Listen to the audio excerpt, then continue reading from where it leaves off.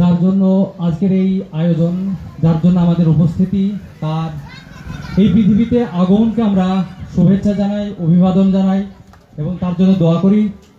সেই মানুষটা আমাদের মাঝরাতেও যদি ফোন কল আসে, রক্ত চাই, তা আমাদের এই দাদা ছুটে যায়, বুবুকের মুখে খাবার দিতেও ছুটে যায়। সে আর কেউ নয়, আমাদের ভীষণ ভালোবাসার মানুষ ফরিদ আনসারী। তার জন্মদিনকে আমরা একটুখানি সেলিব্রেট করবো। এখানে চলে আসেন।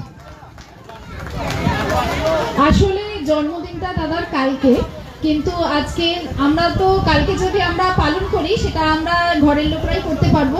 তো আমরা চাই, আমরা বোনেরা চাই যে দাদার জন্মদিন আমরা সবাই মিলে একসাথে পালন করি।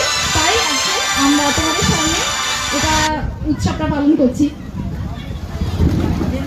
শুভ জন্মদিন।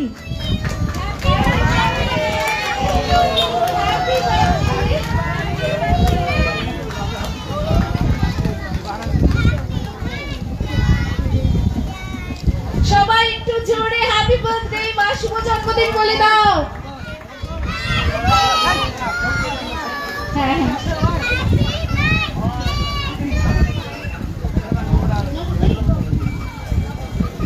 মোবাইলটাকে তো ডিস্টার্ব করছে এখানে।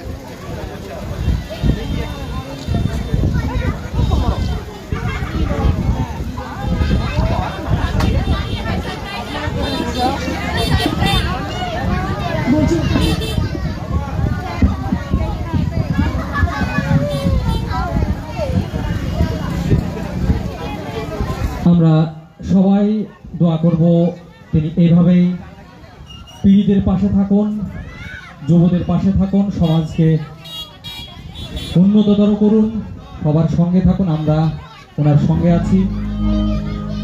আমাদের এই ভালোবাসা, শ্রদ্ধা যে মানুষটির জন্য আপনারা আমাদের এই উৎসাহ দেখে বুঝতে পারছেন। আমাদের নয়নমণি তিনি, আমাদের হৃদয়ের মাঝখানে থাকেন তিনি। তিনি আর কেউ নন, ফরিদ আনসারী ভাই। তার জন্য জোরে হাততালি দেবেন। আমরা ধন্য যে সম্মানীয় এমএলএ সাহেব আমাদের মাঝে আছেন এবং এই দিনটিকে স্মরণীয় করে রাখলেন। নবদ্বল মহাশয় কলকাতা থেকে আগত। দাদাকে সবাই আমরা ভীষণ ভীষণ ভালোবাসি, কারণ দাদাকে আমরা সর্ব মুহূর্তে পাশে পাই। আজকে আমি কলকাতা থেকে এখানে আসতে পেরেছি সত্যি দাদার সাথে এক সময় যোগাযোগ হয়েছিল বলে, এবং আমি এই মুহূর্তের জন্য যে থাকতে পারছি সাক্ষী এই মুহূর্তটা, সেটার জন্য আমি খুব খুশি।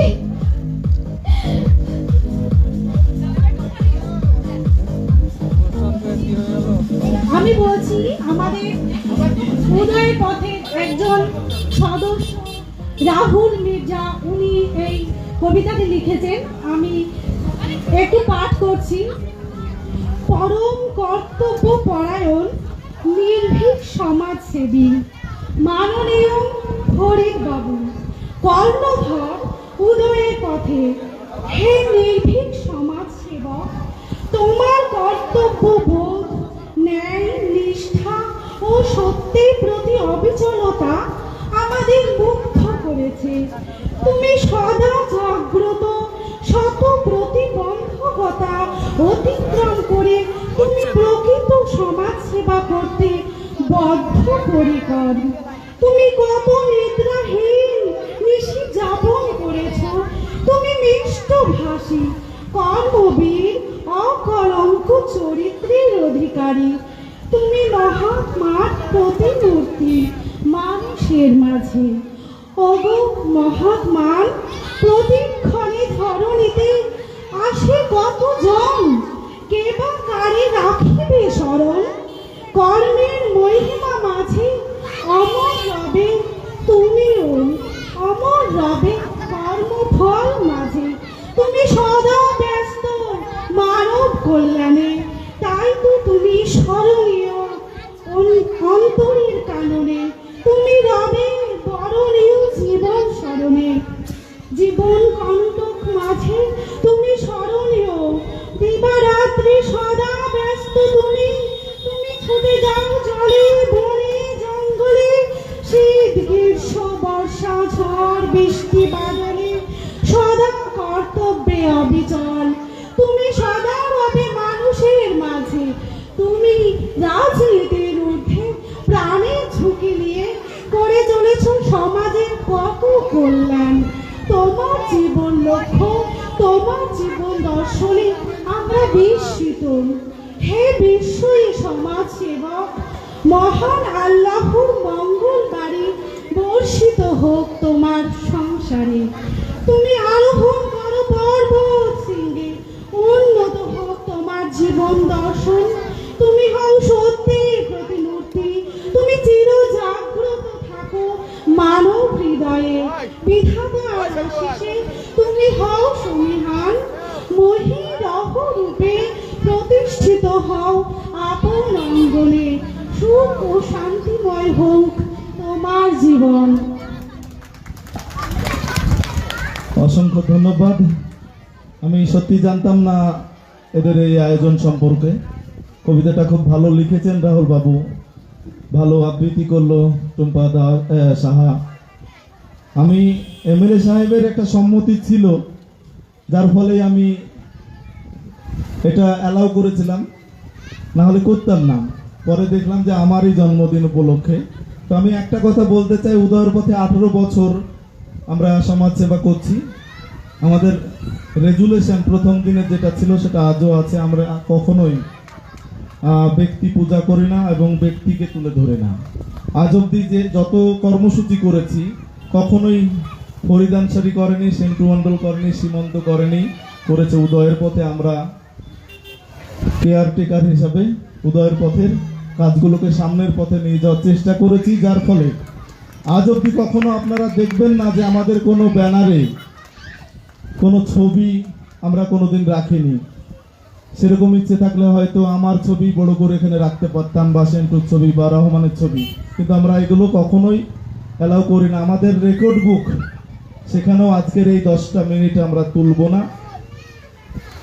আমার বোন, কেউ ভালোবাসার মানুষ, জনপ্রতিনিধি আছেন সম্মানীয়, তাদের সবার ইচ্ছেতেই এটা হয়েছে। এটা আমাদের উদয়ের পথের রেকর্ড বুকে থাকবে না, কিন্তু ভালোবাসার কারণে আমাদের হৃদয়ে অবশ্যই থাকবে। না, এটা আসলে বিষয়টা এরকম না। প্রতি বছর যে কোইন্সিডেন্স এইরকম ভাবে 15ই আগস্টের হয়তো 2 দিন পর ফরিদের জন্মদিনটা আসবে, তা তো আসবে না। আর এটা ঘটনা, মানে আমরা যতই বলি এটা ঠিকই যে সামগ্রিকতা বা কালেকটিভ রেসপন্সিবিলিটি সবটাই ঠিক আছে, কিন্তু ব্যক্তির একটা ভূমিকা সব কিছুতে থাকে। একটা সংসারে যদি আপনি সবাই ঠিক আছে, কেউ ইনকাম করছে, কেউ রান্না করছে, কেউ করছে, তারপরেও একটা সংসারের মাথা লাগে যাকে সংসারটা সঠিকভাবে চালাতে হয়। সেরকমভাবে প্রত্যেকটা সংগঠনে, প্রত্যেকটা প্রতিষ্ঠানে এইরকম একটা ব্যাপার থাকেই। সবাই আমরা কাজ করি ঠিকই, কিন্তু ব্যক্তি উদ্যোগ, ব্যক্তি রেসপন্সিবিলিটি সেটা হতে যে থাকে। সেই ক্ষেত্রে আমরা সবাই উদয়ের পথের একটা সংসার বা পরিবার, সেই পরিবারেরও সেই রকমভাবে একজন কেউ হেড থাকে, যাকে অনুষ্ঠানের পরিকল্পনা, মানুষের কাছে যাওয়া, কার কাছে যেতে হবে, কাকে আনতে হবে, কাকে কীভাবে করতে হবে, এগুলো কয়েকজন ব্যক্তির মাথা থেকেই বেরোয়। সেটাকে আমরা এক্সিকিউট করি সবাই, যার ফলে এটা ফরিদের প্রাপ্য ছিল। এটা কোনো ব্যক্তি পূজা না, এটা কোনো ব্যক্তি না। সেই কারণে ওরা আমাকে বলল এবারে মানে এভাবে চলে এসছে যে আগামীকালকে ফরিদের জন্মদিন, এত বড় মঞ্চ আর পাওয়া যাবে না। ঠিক আছে, কাজের স্বীকৃতি কোথাও কোথাও দরকার হয়। সেই স্বীকৃতিটা মানুষকে আরো উপরে উঠতে, আরো এগিয়ে নিয়ে যেতে সাহায্য করে। এটা কোনো অন্যায় না, আমি অন্তত ব্যক্তিগতভাবে মনে করছি। যার ফলে এটা খুব ভালো হয়েছে। সবাই মিলে আর একবার হাততালি দিবেন সবাই।